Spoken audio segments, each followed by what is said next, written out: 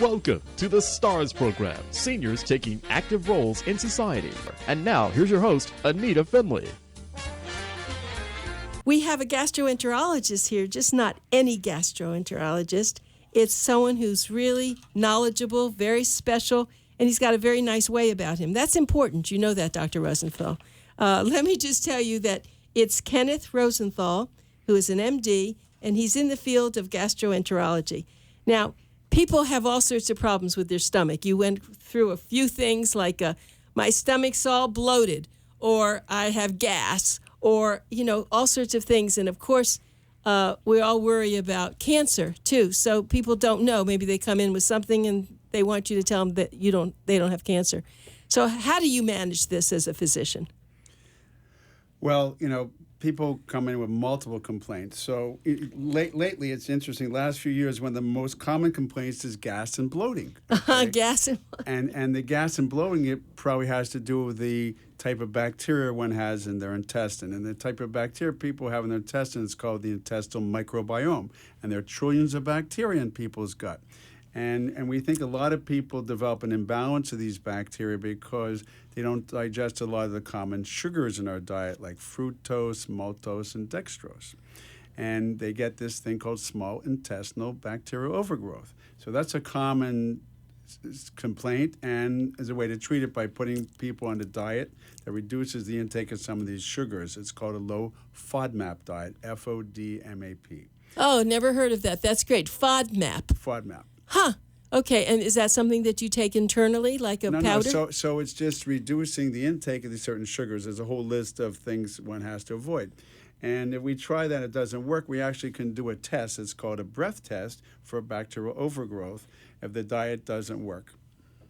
Keep going. And so what we do, we give them a sugar called lactulose, which people drink, and we measure their breast hydrogen. And if it's very high, we put them on a broad-spectrum antibiotic called Xifaxan for 2 weeks, and over 50% of the time their symptoms go away for variable periods of time, anywhere from 3 months to 6 months to a year. It's not a permanent treatment, but it really helps people with those symptoms. So most times, not always gas and bloating is due to this dysbiosis or an abnormal amount of certain bacteria in the gut that create gas as a byproduct. Well, I happen to bring something. I didn't know you'd help me, but these are figs, dried figs, which I love, and I can eat 6 a day. Is that causing any of my gas?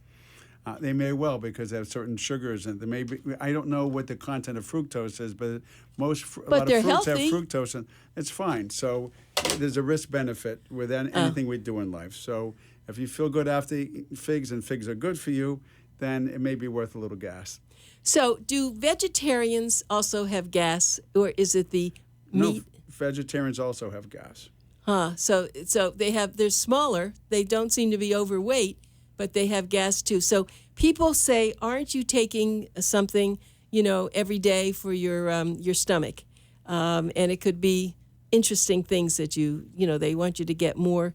What do they want in your stomach, more of something? Well, a lot of people, because of all the hype, although there are not a lot of controlled studies, take probiotics. Oh, yeah, that's it. I was thinking prebiotics and probiotics. Right. So what about that? So there aren't a lot of good controlled studies with probiotics. So a lot of people anecdotally said, well, I took so-and-so probiotic. I feel much better. And people take it for the irritable bowel, for the bloating and gas, and the two are not mutually exclusive. But the only controlled studies, and in medicine, we say something is proven if there's a double-blind placebo-controlled study. So half the people get a sugar pill, half get the new product that you're testing, and both the doctor and the patient doesn't know what they're getting. The pills look the same and they're coded. So if a much higher percentage of people on the test pill or probiotic do better than those on the sugar pill, then it's effective. And you need a few hundred patients in the study, not 10 or 15 patients.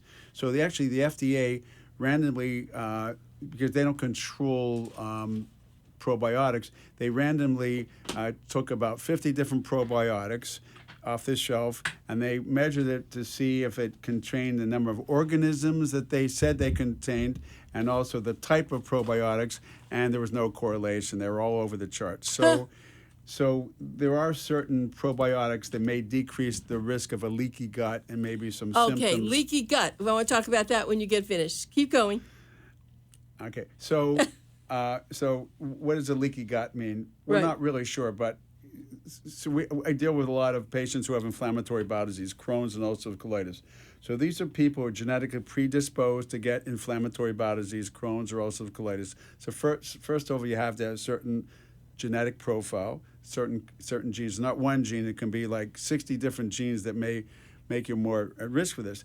Then you have to have a leaky gut. So if you get a coexistent infection, say you eat some bad turkey or red meat and get salmonella, that's a foreign protein, and your body's immune system is going to go after and attack that foreign protein, that bacteria in your gut. And if you're genetically predisposed to have a leaky gut, then your body's or your intestinal defense system will also attack normal lining cells of the large and small bowel, and that's one of the manifestations of leaky gut. So you can get colitis or ileitis or a combination of those, but you have to be genetically predisposed. Is this a hereditary? Yeah, it is, but it's not simple Mendelian genetics. It's not blue eyes and brown eyes. So, for instance, average patient with Crohn's disease could have like a second cousin of Crohn's disease, but chances are their parents don't have Crohn's or ulcerative colitis, but they may, but it oftentimes could be a distant relative. So there's multiple new genes that have been, every year they delineate new genes that could be related to the risk for inflammatory bowel disease. Now, irritable bowel syndrome, as far as you know, is not genetic. It may have something to do, again, with this abnormal relationship of the bacteria in the gut, but it's not inflammatory. Patients have normal colonoscopy exams, normal CAT scans, and small bowel series who have irritable bowel, and that's much more common than inflammatory bowel disease. And as far as we know, it's not genetically linked, but there may be some learned behaviors. So if one's mother was preoccupied with toilet training somebody when they're like 3 months old as opposed to when they're 16 months old, maybe they get kind of obsessive compulsive about their bowel function, and it's learned behavior, but it's not necessarily genetic. So your website's great, lovemygi.com. Whoever came up with that is beautiful because, usually people will say love my doctor, but love my GI, I mean, that's pretty special. What made you want to become a gastroenterologist? Well, I did my fellowship in the early 1980s. And at the time, I trained at a center where we saw a lot of patients with inflammatory bowel disease, Crohn's and ulcerative colitis. And they're very interesting diseases because they're autoimmune.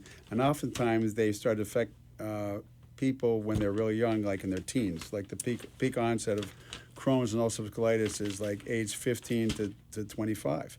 And it was very fascinating because gastroenterology is very broad.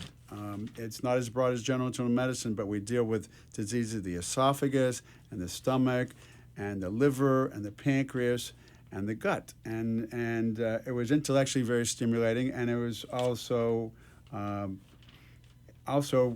we do procedures. And so if you have a hypothesis that someone, say, has an ulcer or something like that, and they're not getting better from treating with Nexium or something like that, you do a procedure, an endoscopy. And the endoscopy, where someone swallows a scope while they're sleeping, we can make a diagnosis, we can treat it. If someone has a bleeding ulcer, we actually can do something diagnostic and therapeutic at the same time.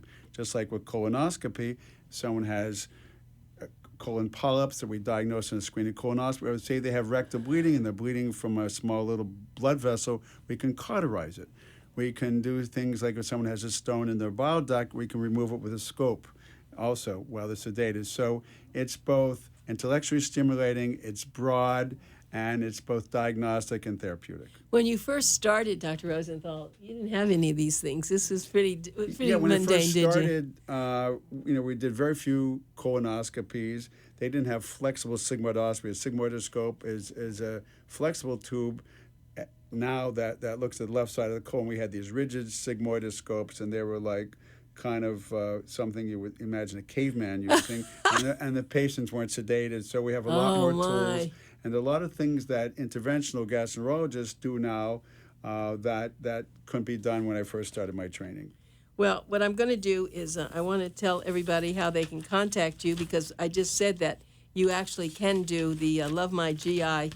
That's a wonderful way to get on, because you have a great website. It shows a lot of things. And people, though, who are not open to having a colonoscopy, and I want to talk about that next, but I have your phone number as 954-344-2522. Is that correct? That's the main digestive what I care want, phone yeah, number. the main number. And the central business office Yeah. in Coral Then they Springs. could get to you. Then they can get to different Yeah. locations because we have doctors' offices located from Miramar to Palm Beach Gardens. Really? Right.